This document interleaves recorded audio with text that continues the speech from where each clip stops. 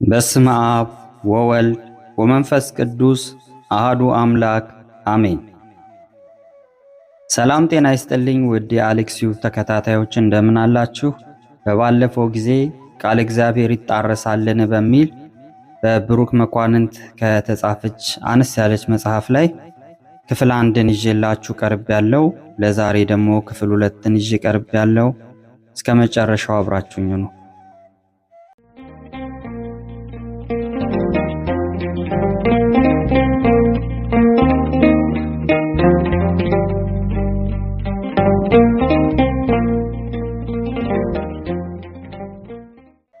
ስለ ሰላም አምላክነቱስ ምን ይላል?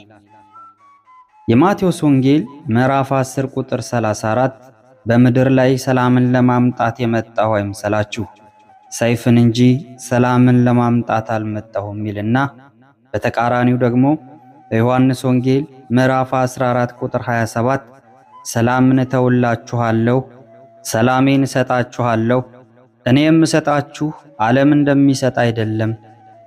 እርስ በራሱ የሚጣረስ የሚመስል ትምህርት አለ።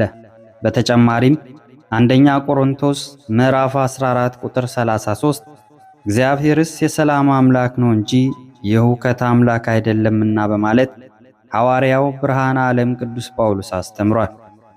ማብራሪያውን ባጭሩ በቅድሚያ በወንጌላዊው ማቴዎስ ላይ ባለቤቱ ጌታችን መድኃኒታችን ኢየሱስ ክርስቶስ ሰላምን ለማምጣት የመጣሁ አይምሰላችሁ ሰይፍን እንጂ ማለቱ ሊያስተላልፍ የፈለገው ቁም ነገር እንዳለ ምስጢሩን ከሊቃውንቱ ጓዳ በመቅረብ መረዳቱ አስፈላጊ ነው።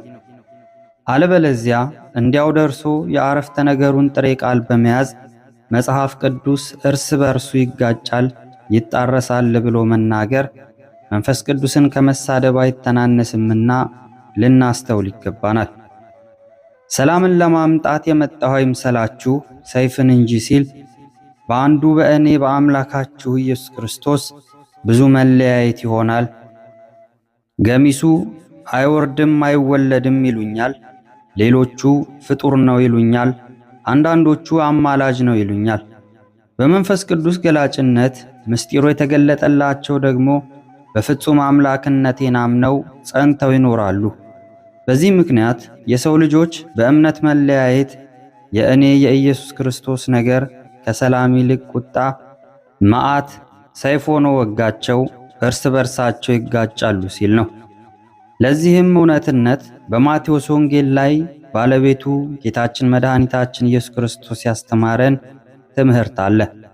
የማቴዎስ ወንጌል ምዕራፍ 16 ከቁጥር 13 እስከ 16 ኢየሱስም ወደ ፊልጶስ ቂሳርያ አገር በደረሰ ጊዜ ደቀ መዛሙርቱን ሰዎች የሰውን ልጅ ማን እንደሆነ ይሉታል ብሎ ጠየቀ።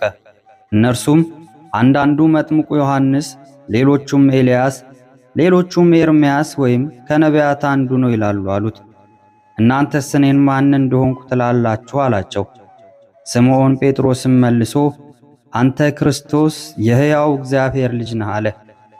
ኢየሱስም መልሶ እንዲህ አለው፣ የዮና ልጅ ስምዖን ሆይ በሰማያት ያለው አባቴ እንጂ ሥጋና ደም ይህን አልገለጠልህምና ብፁዕ ነህ አለው።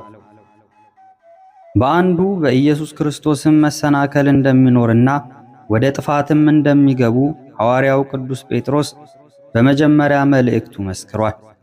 አንደኛ ጴጥሮስ ምዕራፍ 2 ከቁጥር 6 እስከ 8 በመጽሐፍ እነሆ የተመረጠና የከበረ የማዕዘን ራስ ድንጋይ በጽዮን አኖራለሁ፣ በእርሱ የሚያምን አያፍርም ብሎ ተጽፏልና። እንግዲህ ክብሩ ለእናንተ ለምታምኑት ነው። ለማያምኑት ግን አናጢዎች የጣሉት ድንጋይ እርሱ የማዕዘን ራስ የእንቅፋትም ድንጋይ የማሰናከያም ዓለት ሆነ። የማያምኑ ስለሆኑ በቃሉ ይሰናከሉበታልና ለዚህ ደግሞ የተመደቡ ናቸው በማለት ያስረዳል። ስለዚህና በሌላ ምክንያት እንጂ በኢየሱስ ክርስቶስ አምላክነት አምነው ለሚኖሩ ሰላሙ ሰላማቸው ሆኖ ለዘላለም በምድራዊ ሕይወታቸውም በሰማያዊ ሕይወታቸውም በደስታ እንደሚኖሩ ምንም ጥርጥር አይገባንም። ነገር ግን ኢየሱስ ክርስቶስን አማላጅ ነው፣ ፍጡር ነው፣ አይወለድም አይወርድም ለሚሉ ምስጢሩን ባለማወቃቸው ምክንያት ከወዲያኛው ጭንቀት ዋይታ ይሆንባችኋልና በምድር ሳላችሁ ስለ ማንነቴ በጥልቀት ምስጢሩን እወቁ ለማለት እንጂ እኔ የሰላም አምላክ አይደለሁም ለማለት የተነገረ ትምህርት እንዳልሆነ ክርስቲያኖችም በእምነት የማይመስሉን ወገኖቻችን ልንገነዘበው ይገባናል። ከዚህም አንጻር የመጽሐፍ ቅዱስ ቃል እርስ በራሱ አይጋጭም ማለት ነው። ስለ ኢየሱስ ክርስቶስ ፈጣሪነትስ እንጠራጠራለን? የማቴዎስ ወንጌል ምዕራፍ 27 ቁጥር 46 አምላኬ አምላኬ ለምን ተውኸኝ ይላል። በተቃራኒው ደግሞ ኤፌሶን ምዕራፍ 2 ቁጥር 10 እኛ ፍጥረቱ ነንና እንመላለስበት ዘንድ እግዚአብሔር አስቀድሞ ያዘጋጀውን መልካሙን ሥራ ለማድረግ በክርስቶስ ኢየሱስ ተፈጠርን ይለናል። ሁለቱ ትምህርቶች እርስ በርሳቸው የሚጣረሱ አይመስሉም? ልዩነትስ ያላቸው አይመስላችሁም? ገለጻውን በአጭሩ በቅድሚያ በማቴዎስ ወንጌል ላይ ያለውን እንመለከታለን። አምላኬ አምላኬ ለምን ተውኸኝ ብሎ የተናገረው ባለቤቱ ጌታችን አምላካችን መድኃኒታችን ኢየሱስ ክርስቶስ ነው። እንዲህ ማለቱ ስለ 3 ነገር ነው። አንደኛው አምላኬ አምላኬ ስለምን ተውኸኝ ማለቱ የአዳምን ጩኸት ለማሰብ ነው። አዳም አባታችን በሲኦል ሆኖ ክርስቶስ እስከተወለደበት ዘመን ወይም አዲስ ኪዳን ድረስ አምላኬ አምላኬ ለምን ተውኸኝ አድነኝ እያለ ይጮህ ስለነበር የአዳምን ጩኸት ለማሰብ ሲል አምላኬ አምላኬ ለምን ተውኸኝ አለ። ሁለተኛው ምስጢር ደግሞ ለአብነት ነው። ዛሬ በዚህ ዘመን በእርሱ አምነን መከራ፣ ችግር፣ ፈተና ሲጸናብን ሞትን ድል አድርጌ ከተነሳው በኋላ በ40ኛው ቀን ወደ ሰማይ ስለማርግ እናንተም እንዲሁ ከፈተና እንዳድናችሁ በመከራ ላይ ሳላችሁ አምላኬ አምላኬ ለምን ተውከኝ በሉኝ ሲል ነው።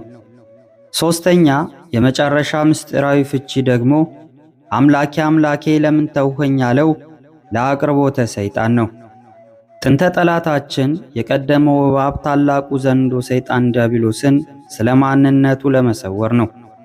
ዋናው ምክንያት ዲያብሎስን ለማቅረብ የፈለገበት ጉዳይ ጌታችን በመዋዕለ ሥጋዌው ዘመን ጎባጣ ሲያቀና፣ ዕውራንን ሲያበራ፣ ለሙጻንን ሲያነጻ፣ ድውያንን ሲፈውስ፣ ሙታንን ሲያስነሳ በአርምሞ ይመለከት ስለነበር የሰው ሥጋ ለብሶ የመጣው ይህ ማን ነው እያለ ይፈራ ይደነግጥ ስለነበር ራሱን ፍጡር አስመስሎ አምላኬ አምላኬ ለምን ተውኸኝ ብሎ ተናገረ።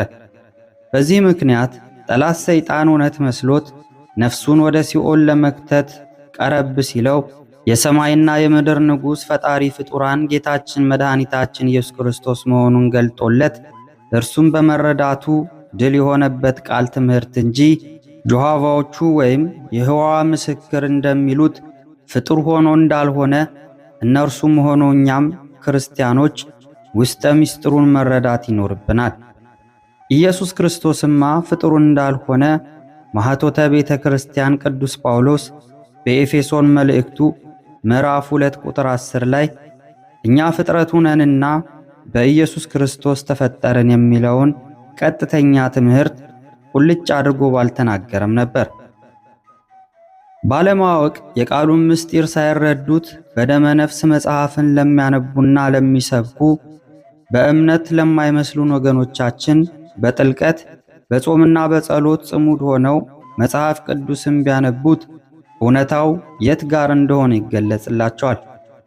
ለሁሉም ኢየሱስ ክርስቶስን ፍጡር ነው፣ አማላጅ ነው ብለው ለሚያስተምሩ የአማንያን እግዚአብሔር ይቅር ይበላቸው፣ ምስጢራቱን ይግለጥላቸው።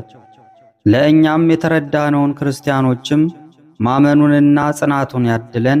አሜን። ከዚህ እውነተኛ ትምህርት አንጻር መጽሐፍ ቅዱስ አንዱ ክፍል ከሌላው ክፍል የሚጋጭ አይደለም ማለት ነው። ኢየሱስ ክርስቶስ ዳግም እንደሚመጣ ይናገርና እንደገና ደግሞ በተቃራኒው ሌላ ትርጉም ያለው የሚመስል ትምህርት ተጠቅሷል። ምስጢሩ ምንድን ነው? የማቴዎስ ወንጌል ምዕራፍ 24 ቁጥር 3 በደብረ ዘይት ተቀምጦ ሳለ ደቀ መዛሙርቱ ለብቻቸው ወደ እርሱ ቀርበው ንገረን፣ ይህ መቼ ይሆናል? የመምጣትህና የዓለም መጨረሻ ምልክቱስ ምንድነው? አሉት ይላል። በተቃራኒው ደግሞ በማቴዎስ ወንጌል ምዕራፍ 24 ቁጥር 36 ስለዚህች ቀንና ስለዚያች ሰዓት ግን ከአባት ብቻ በቀር የሰማይ መላእክትም ቢሆኑ ልጅም ቢሆን የሚያውቅ የለም ይለናል።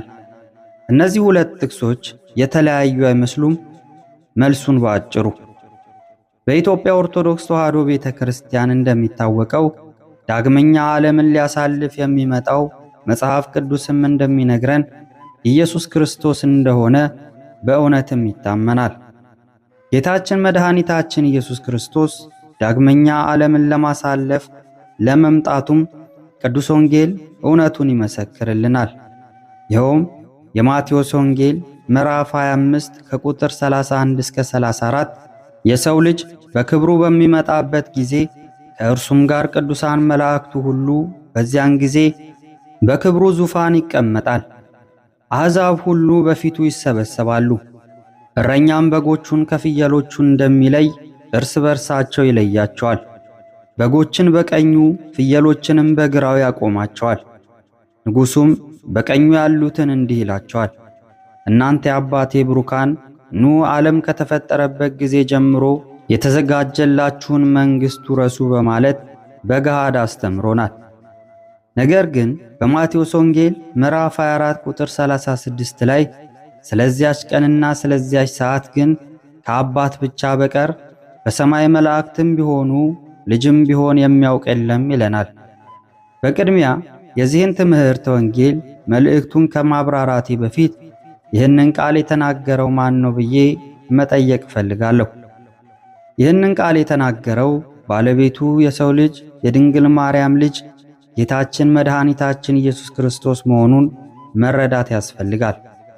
ሐዋርያቱም ቢሆኑ የመምጣትህና የዓለም መጨረሻ ምልክቱስ ምንድነው ያሉት ባለቤቱን ራሱን መሆኑን ልብ ትሉታላችሁ።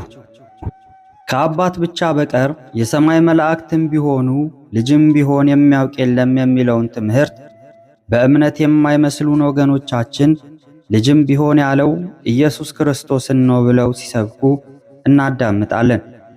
እንደነርሱ ስብከት ከሆነ መጽሐፍ ቅዱስ እርስ በራሱ ይጣረሳል። በትክክለኛ መንገድ ካየነው ግን የዚህ ገጽ ንባብ መልእክቱ ለሌላ የተነገረ መሆኑን መገንዘብ አለብን። በቅድሚያ ከአባት ብቻ በቀር የሰማይ መላእክትም ቢሆኑ ልጅም ቢሆን የእኔም መምጣት የሚያውቅ የለም ያለው ባለቤቱ ጌታችን መድኃኒታችን ኢየሱስ ክርስቶስ ነው።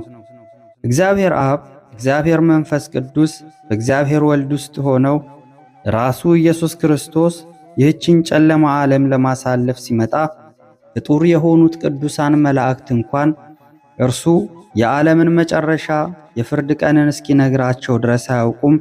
ሌላው ደግሞ ልጅም ቢሆን ያለው አዳምና የአዳምን ዘር ቅዱሳንን ማለቱ ነው። እግዚአብሔር አምላክ ለቅዱሳኑ ምንም የሚሰውራቸው ነገር እንደሌለ ቢታወቅም የዓለም መጨረሻዋ ግን ከባሕሪ አባቱ በቀር ማንም ሊያውቅ አይገባውም ብሎ ለመግለጽ ፈልጎ እንጂ ሌላ ትርጉም ኖሮት አይደለም። ለምሳሌ ሐዋርያው ነባቤ መለኮት ቅዱስ ዮሐንስ በዮሐንስ ራእይ የትንቢት መጽሐፍ ላይ ኃላፊያትንና መጻእያትን ሲገልጥለት የእኔን መምጣት ግን ልጅ ከተባለው እርሱም የአዳም ዘር ስለሆነ የፍርድ ቀኔን ሊያውቅ አልተፈቀደለትም ለማለት ነው። በእነዚህና በሌላኛውም ቀጥተኛ ትምህርት ቃል እግዚአብሔር እርስ በራሱ አይጣረስም ማለት ነው። የዛሬው ክፍል እዚህ ላይ የቆየን። በቀጣይ መጽሐፍ ቅዱስ ኢየሱስ ክርስቶስን አማላጅ እንደሆነ ጽፏል፣ በምን መልኩ ይህንን እውነት መቀበል አለብን የሚሉትንና ሌሎችንም ርዕሶች ይዤላችሁ የምቀርብ ይሆናል። ይቆየን። ምስጋና ይሁን አንድ አምላክ ለሆነ ለአብ ለወልድ ለመንፈስ ቅዱስ ዛሬም ዘወትርም ለዘላለሙ አሜን።